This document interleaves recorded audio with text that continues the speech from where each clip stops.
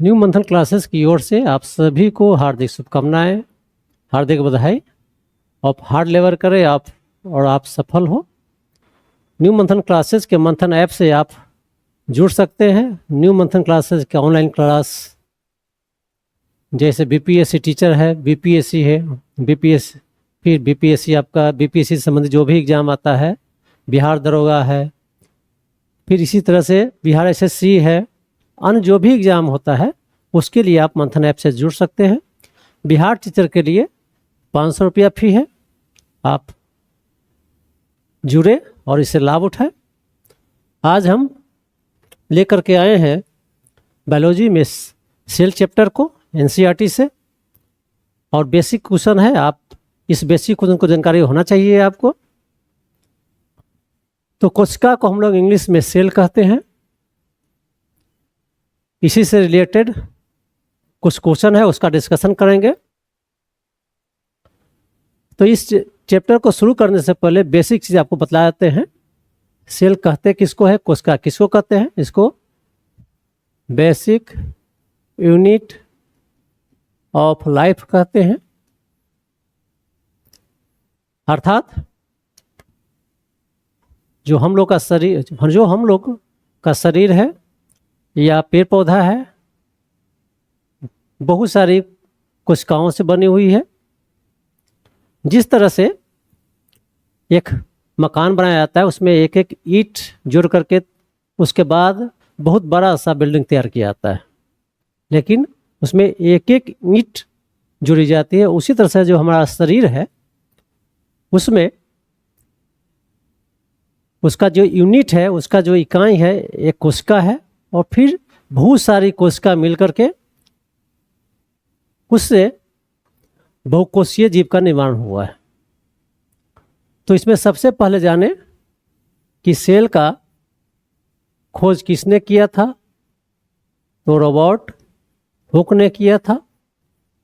इसी तरह से सेल में केंद्रक का खोज किसने किया था, न्यूक्लियस का खोज किसने किया था, रॉबर्ट ब्राउन ने किया था। Robert brown. फिर इसी तरह से जाने कि आपका जो लिविंग सेल है उसका खोज ल्यूवेन हॉक ने किया था। इसी तरह आपका प्रोटोप्लाज्म का नाम पुरकेंजे ने दिया था। सेल थ्योरी स्लाइडेन और स्वान ने दिया था।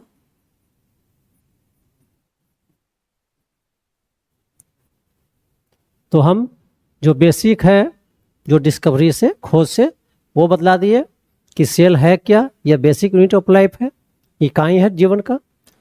दूसरा, सेल का खोज किसने किया था, रॉबर्ट हुक ने किया था। केंद्रक का खोज किसने किया, रॉबर्ट ब्राउन ने किया था। फिर आपका लिविंग सेल है, उसका खोज ल्यूवेन हॉक ने किया था। प्रोटोप्लाज्म शब्द का यूज पुरकेंजे ने किया था। सेल थ्योरी दिया था स्लाइडेन एंड स्वान दिया था। तब यहाँ देख लेंगे, यदि आपको यह याद होगा तो आराम से बना सकते हैं। यह पहला क्वेश्चन है, इनमें से कौन कोशिका का खोज किया था, तो आराम से बना सकते हैं। रॉबर्ट हुक ने किया था। और रॉबर्ट ब्राउन क्या दिया था, तो केंद्रक का खोज किया था। ल्यूवेन हॉक ने क्या किया था, लिविंग सेल का खोज किया था। पुरकेंजे ने क्या दिया था, वह प्रोटोप्लाज्म नाम दिया था। इसी तरह से दूसरा क्वेश्चन है, इनमें से किसने कोशिका सिद्धांत दिया था, तो यहाँ बतला चुके हैं। कोशिका सिद्धांत स्लाइडेन और एंड स्वान ने दिया था। ऑप्शन में है रॉबर्ट हुक, जो गलत है। ऑप्शन में है ल्यूवेन हॉक, गलत है। रॉबर्ट ब्राउन, गलत है, क्योंकि यहाँ बतला चुके हैं आपको कि रॉबर्ट हुक ने सेल का खोज किया, ल्यूवेन हॉक ने लिविंग सेल का, रॉबर्ट ब्राउन ने न्यूक्लियस का खोज किया था। इस तरह से इसका आंसर हो जाएगा डी हो जाएगा। इसी तरह तीसरा है, इनमें से किसने कोशिका केंद्रक का खोज किया था, तो अभी बतलाए थे। इसका आंसर हो जाएगा रॉबर्ट रॉबर्ट ब्राउन होगा, अर्थात आंसर हो जाएगा सी हो जाएगा। अगला है जीवन के धारभूत इकाई किसे कहते हैं, पहले ही आपको बतला चुके हैं। इसका आंसर हो जाएगा कोशिका, सेल हो जाएगा।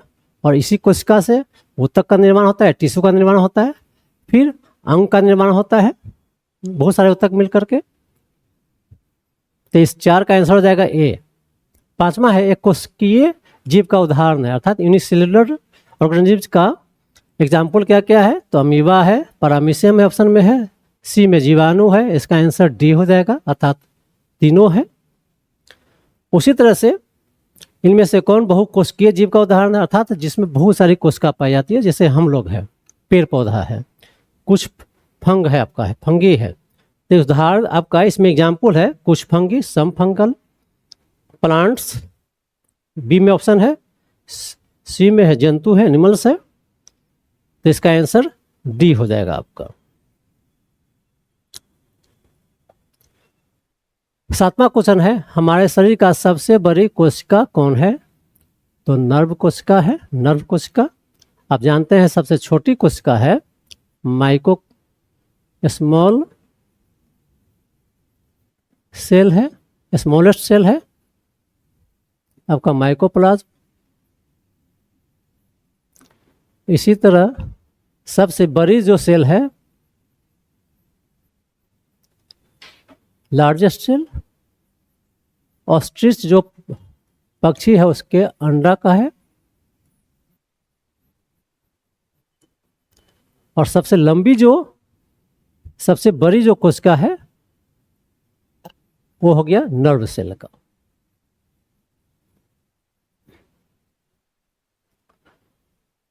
इसलिए इसका 7 का आंसर हो जाएगा बी हो जाएगा। 8वां में है इनमें से कोशिका का मस्तिष्क कहा जाता है, तो कोशिका का मस्तिष्क केंद्रक को कहा जाता है। केंद्रक को क्यों कहा जाता है, इसलिए कहा जाता है कि जो मेटाबॉलिज्म की क्रिया होती है हमारे कोशिका में, वो सभी का नियंत्रण केंद्रक ही करता है, न्यूक्लियस ही करता है। इसलिए न्यूक्लियस को ब्रेन ऑफ सेल कहते हैं, साथ ही साथ कंट्रोल चेंबर भी कहते हैं।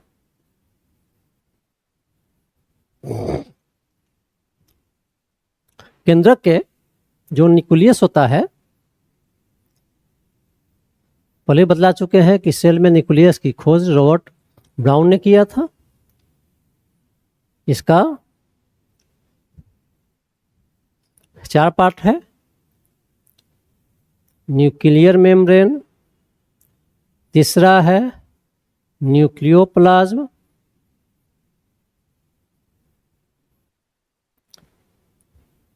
यह आधार द्रव है, इसको केंद्रिका द्रव भी कहते हैं। तीसरा है क्रोमैटिन है,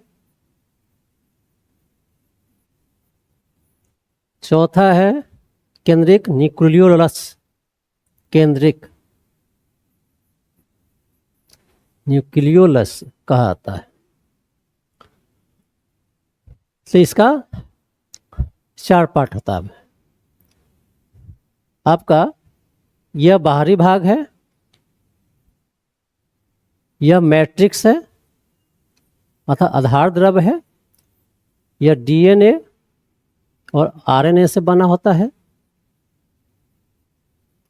क्रोमैटिन आपका डीएनए, टीआरएनए, हिस्टोन प्रोटीन, ये तीनों से बना है। और आपका जब सेल डिवीजन होता है तो क्रोमैटिन कंडेंस करके संघनित होकर के क्रोमोसोम बनाता है। और मानव में क्रोमोसोम की संख्या 23 पेयर है या 23 जोड़ा है या 46 है आपका। और डीएनए, क्रोमोसोम में डीएनए पाया जाता है। डीएनए आनुवंशिक गुण का वाहक होता है और डीएनए की इकाई क्या होता है? जो जीन होता आपका है।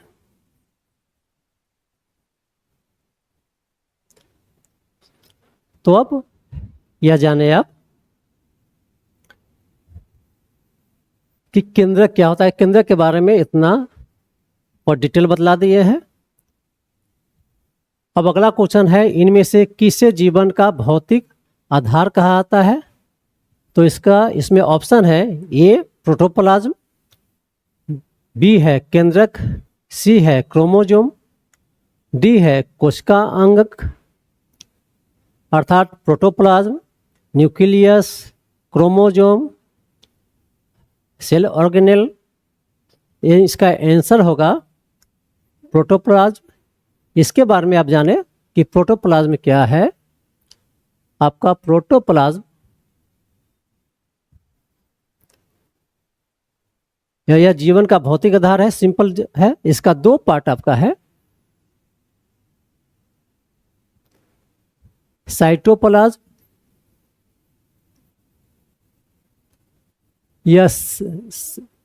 यह प्लाज्मा मेम्ब्रेन में पाया जाता है। दूसरा है न्यूक्लियोप्लाज्म, यह केंद्रक में पाया जाता है, न्यूक्लियस में पाया जाता है। इसलिए 9 का आंसर हो जाएगा ए। 10वां है, कोशिका भित्ति का क्या कार्य है? सेल वॉल का क्या कार्य है? यह पौधों को मजबूती प्रदान करता है, पौधों को आकार देने का कार्य करता है। थर्ड ऑप्शन है, वाष्पीकरण में सहायता करता है। ऑप्शन है केवल 1, केवल 2, ओनली 1, ओनली 2, ओनली 3 सी में है। डी है उपयुक्त में से एक से अधिक, अर्थात इसका आंसर हो जाएगा डी हो जाएगा। अर्थात यह पौधों को मजबूती भी प्रदान करता है और आकार देने का भी कार्य करता है। कोशिका भित्ति के बारे में समझ ले आप, सेल वॉल के बारे में।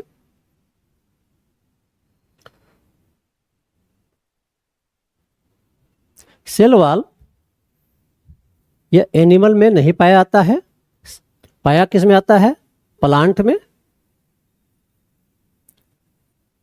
जो सेल वॉल बना होता है प्लांट को, सेलुलोज का बना होता है। दूसरा फंगल में, यह इसमें काइटिन का बना होता है। तीसरा हो गया बैक्टीरिया, पेप्टाइडोग्लाइकोन का बना होता है। इस तरह सेल वॉल सिर्फ प्लांट में पाया जाता है, फंगल में पाया जाता है जो उसका बाहरी पार्ट है और कठोर होता है, और बैक्टीरिया में पाया जाता है जिसको पेप्टाइडोग्लाइकोन कहा जाता है। फंगल का जो बाहरी पार्ट है, कठोर भाग है, उसको वह काइटिन का बना होता है और प्लांट का सेलुलोज का बना होता है। प्रोटोप्लाज्म क्या है? तो यह लिविंग पार्ट है। अब इनमें से केंद्रक का भाग है, अर्थात न्यूक्लियस का भाग है, केंद्रक झिल्ली, nuclear membrane, chromatin. Option C है ए एंड बी। डी है इनमें से कोई नहीं, अर्थात आंसर हो जाएगा सी। हम पहले ही बतला चुके हैं, जो न्यूक्लियस आपका है उसका 4 भाग है। एक न्यूक्लियर मेम्ब्रेन, दूसरा आपका है न्यूक्लियोप्लास्ट, न्यूक्लियोप्लाज्म। तीसरा है क्रोमैटिन है। चौथा है न्यूक्लियोलस अर्थात केंद्रिक। यह बाहरी भाग है। इसके ऊपर कुछ छिद्र पाए जाते हैं, उसमें एक्सचेंज ऑफ मटेरियल्स होता है। यह मैट्रिक्स है। क्रोमैटिन से जानते हैं यह कंडेंस करता है तो क्रोमोजोम बनता है। चौथा है केंद्रिक है, और यह क्रोमोजोम पर पाया जाता है, वहाँ पर राइबोसोम का निर्माण होता है। केंद्रक पर, न्यूक्लियोलस पर। अगला क्वेश्चन है, इनमें से क्रोमेटिन में क्या पाया जाता है? ऑप्शन है ए डीएनए, ऑप्शन बी है प्रोटीन, सी है टीआरएनए। तो इसका आंसर हो जाएगा डी, सभी होगा इसका आंसर।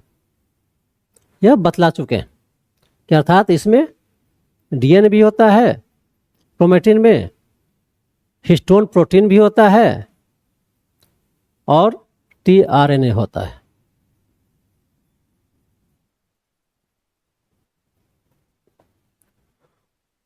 क्वेश्चन नंबर 14 आपका है, इनमें से किसे आत्महत्या की थैली कहते हैं, सुसाइडल बैग कहते हैं? ऑप्शन है गोल्जी उपकरण, बी है लाइसोसोम, सी है माइटोकॉन्ड्रिया। इनमें से कोई नहीं तो आप जानते हैं कि लाइसोसोम को आत्महत्या की थैली कहते हैं।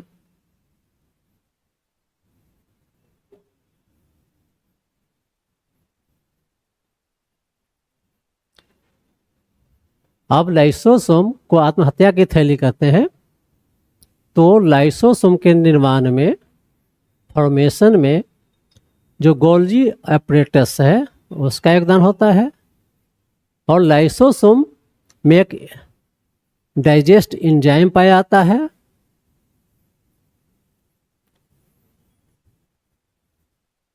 उसका निर्माण आरईआर में होता है, रफ इंडोप्लाज्मिक रेटिकुलम से होता है। और इसी एंजाइम के कारण, किसी कारण से जब लाइसोसोम बर्स्ट कर जाता है, फूट जाता है, तो उसकी जो कोशिका है, उसकी कोशिका को नाश कर देता है, यही एंजाइम नाश कर देता है, डाइजेस्ट कर देता है। वो उसकी जो कोशिका है उसको डाइजेस्ट कौन करता है? एंजाइम करता है। तो इसका आंसर हो जाएगा लाइसोसोम। अगला क्वेश्चन 15वां है कि लाइसोसोम के किस भाग द्वारा अपनी कोशिका का नाश किया जाता है?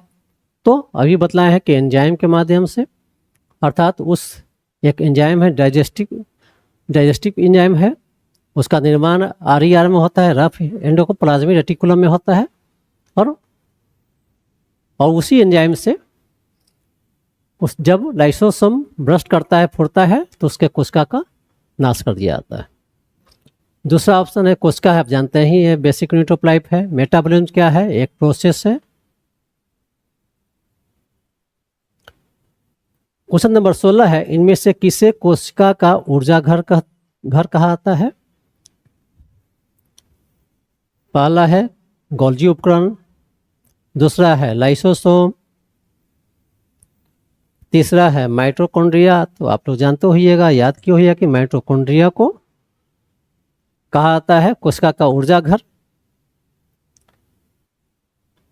अब माइटोकॉन्ड्रिया के बारे में हम आगे विस्तृत बतलाएंगे आपको हम क्या है। यहां पर आप देख सकते हैं कि जैसे गोल्जी उपकरण आपका है, गोल्जी अपरेटस, ठीक है, यह करता कि इसका वर्क क्या है? इसका वर्क है, यह ईआर से जुड़ा होता है, इंडोप्लाज्मिक रेटिकुलम से जुड़ा होता है। और वहां से जो भी पदार्थ आता है, मटेरियल्स आता है, उसको पैकेज में बांध करके सेल के बाहर और अंदर वाले भागों में वह भेजता है। इसलिए इसको कहा जाता है ट्रैफिक पुलिस ऑफ सेल कहा जाता है, ट्रैफिक पुलिस ऑफ सेल कहा जाता है। अर्थात इसका काम है कि ईआर से जो भी पदार्थ आते हैं उसको पैकेजिंग करना, फिर सेल के बाहर और अंदर वाले जहाँ अंदर और बाहर में सही से उसको परिवहन कर देना, सही से उसको भेज देना। इसलिए इसको कहा जाता है traffic police of cell, Golgi उपकरण को। गोल्जी उपकरण का और दूसरा जो कार्य है आपका है, यह आपका लाइसोसोम के निर्माण में भी भाग लेता है, हार्मोन्स के निर्माण में, फिर आपका प्लाज्मा मेम्ब्रेन के निर्माण में, ये सब में इसका योगदान रहता है। अगला क्वेश्चन है, माइटोकॉन्ड्रिया में कितनी झिल्ली पाई जाती है? तो माइटोकॉन्ड्रिया के बारे में आप समझ लीजिए तो आराम से आप बना दीजिएगा। तो पहले है माइटोकॉन्ड्रिया, डबल मेम्ब्रेन का होता है, दोहरी झिल्ली का होता है। अर्थात डबल मेम्ब्रेन। तो आंसर क्या हो जाएगा? इसका बी आंसर हो जाएगा। ठीक है। माइटोकॉन्ड्रिया में जब दोहरी झिल्ली का होता है, जो बाहरी भाग इसका है, आउटर लेयर, वो पोरस होता है और वो एक्सचेंज ऑफ मटेरियल्स का कार्य करता है। और अंदर का जो भाग है, अंदर के भाग में फिंगर लाइक स्ट्रक्चर पाया जाता है और उसको क्रिस्टी कहा जाता है। और क्रिस्टी में ही, क्रिस्टी के जो मैट्रिक्स है उसमें एक F1 पार्टिकल पाया जाता है, कण पाया जाता है। इसी F1 जो पार्टिकल है उसमें इलेक्ट्रॉन ट्रांसपोर्ट सिस्टम के द्वारा एटीपी का निर्माण किया जाता है। एटीपी का निर्माण होता है ETS के द्वारा। F1 पार्टिकल में इलेक्ट्रॉन ट्रांसफर सिस्टम के द्वारा एटीपी का निर्माण होता है। एडिनोसिन ट्राइफॉस्फेट को कहा जाता है। इसको एनर्जी का करेंसी भी कहा जाता है। और यही जो एटीपी है वह ऊर्जा प्रदान करती है शरीर को। जो भी केमिकल रिएक्शन होता है शरीर के अंदर में, वह उसमें यह एटीपी ऊर्जा के रूप में कार्य करता है। तो आपसे पूछा है कि माइटोकॉन्ड्रिया में कितनी झिल्ली पाई जाती है, कितना मेम्ब्रेन है, तो दोहरी है, डबल है। कोशिका के किस भाग से एटीपी के रूप में ऊर्जा निकलती है, तो माइटोकॉन्ड्रिया। अभी बतला दिए हैं एटीपी कहाँ से निकलती है, तो माइटोकॉन्ड्रिया से। माइटोकॉन्ड्रिया को पावर हाउस क्यों कहते हैं, तो एटीपी का निर्माण आपका उसके इनर भाग में होता है माइटोकॉन्ड्रिया के, इसलिए इसको पावर हाउस भी कहते हैं। लाइसोसोम के बारे में जानते हैं कि इसको आत्महत्या की थैली कहते हैं। क्यों लाइसोसोम को आत्महत्या की थैली कहते हैं, सुसाइडल बैग कहते हैं, वो बतला चुके हैं।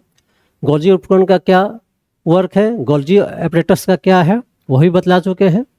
लाइसोसोम की एंजाइम किसके द्वारा बनाई जाती है, तो पहले बतला चुके हैं, वह RER, रफ इंडोप्लाज्मिक रेटिकुलम के द्वारा बनाया जाता है। दूसरा है ACR है, उसके द्वारा नहीं बनाया जाता है। लाइसोसोम आप जानते हैं कि आत्महत्या की थैली है, इसलिए इसका आंसर हो जाएगा ए हो जाएगा। अगला क्वेश्चन है, प्रोटीन संश्लेषण में भाग लेता है ER अर्थात इंडोप्लाज्मिक रेटिकुलम। इंडोप्लाज्मिक रेटिकुलम का दो भाग है, एक हो गया रफ इंडोप्लाज्मिक रेटिकुलम, एक स्मूथ इंडोप्लाज्मिक रेटिकुलम। और RER में ही प्रोटीन का संश्लेषण होता है, प्रोटीन का सिंथेसिस होता है। और ACR में और रफ क्यों होता है, क्योंकि इसमें राइबोसोम पाया जाता है। मतलब रफ इंडोप्लाज्मिक रेटिकुलम अर्थात खुरदरा इसलिए होता है कि इसमें राइबोसोम पाया जाता है, और राइबोसोम के कारण ही प्रोटीन का संश्लेषण होता है। इसलिए इसका आंसर हो जाएगा ये हो जाएगा। क्वेश्चन नंबर 20 का आंसर ए हो जाएगा आपका। लाइसोसोम के बारे में जानते हैं, माइटोकॉन्ड्रिया के बारे में जानते हैं। और ये जो ACR है, स्मूथ इंडोप्लाज्मिक रेटिकुलम, उसमें वसा या लिपिड का संश्लेषण होता है, फैट का। क्वेश्चन नंबर 21 है, 21 है, इनमें से किसे ऊर्जा करेंसी कहते हैं, तो पहले बतला चुके हैं, ATP को कहते हैं। एंजाइम क्या है जानते हैं, एंजाइम क्या है, प्रोटीन है। बहुत सारे हमारे शरीर के जो अंग है उसे एंजाइम निकलता है। HCl हाइड्रोक्लोरिक, जो है HCl है हाइड्रोक्लोरिक, ये अमाशय में निकलता है, अम्लीय। इसका जो नेचर है अम्लीय है, एसिडिक है। क्वेश्चन नंबर 22 है, इनमें से किस प्लास्टिड में प्रकाश संश्लेषण की क्रिया होती है, तो प्लास्टिड आपका 3 तरह का होता आपका है, क्रोमो, क्लोरो और ल्यूको।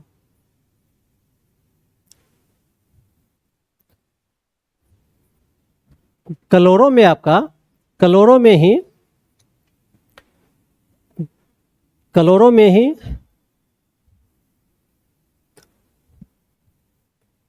क्लोरोफिल पाया जाता है।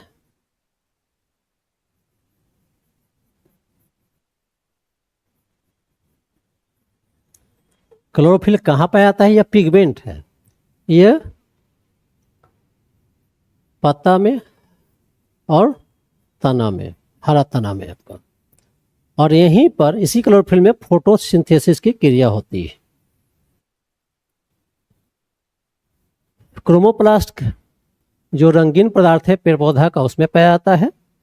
जो रंगीन जो पेड़ का पार्ट है, फूल है, अन्य आपका जो देखते हैं रंगीन, उसमें क्रोमोप्लास्ट पाया जाता है। ल्यूकोप्लास्ट यह भोजन का संचय करता है, स्टोर हाउस का काम करता है। स्टोर हाउस भोजन संचय कहाँ करता है? तो जड़ में है, रूट में और तना में, स्टेम में।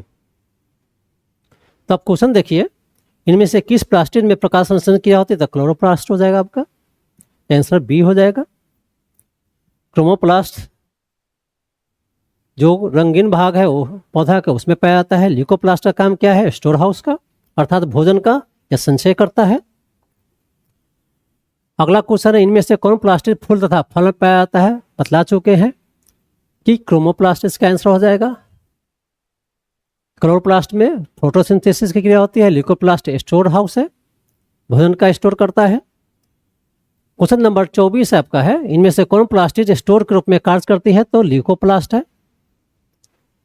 जड़ और तना में भोजन का संचय करती है, स्टोर हाउस इसको कहा जाता है।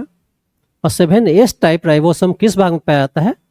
तो यह माइटोकॉन्ड्रिया में पाया जाता है, इसका आंसर हो जाएगा बी। और 7 राइबोसोम 7S 80S टाइप का होता है, इसलिए यहाँ पर पूछा गया कि 70S टाइप राइबोसोम किस भाग में पाया जाता है? तो माइटोकॉन्ड्रिया में। तो इस तरह से आज का डिस्कशन समाप्त हुआ। फिर से आप न्यू मंथन क्लासेस के मंथन ऐप से जुड़ सकते हैं। बीपीएससी टीचर के लिए फी है 500 रुपया है, और अन्य कोर्स के लिए भी जुड़ सकते हैं। इसी के साथ धन्यवाद, फिर मिलेंगे अगला वीडियो में।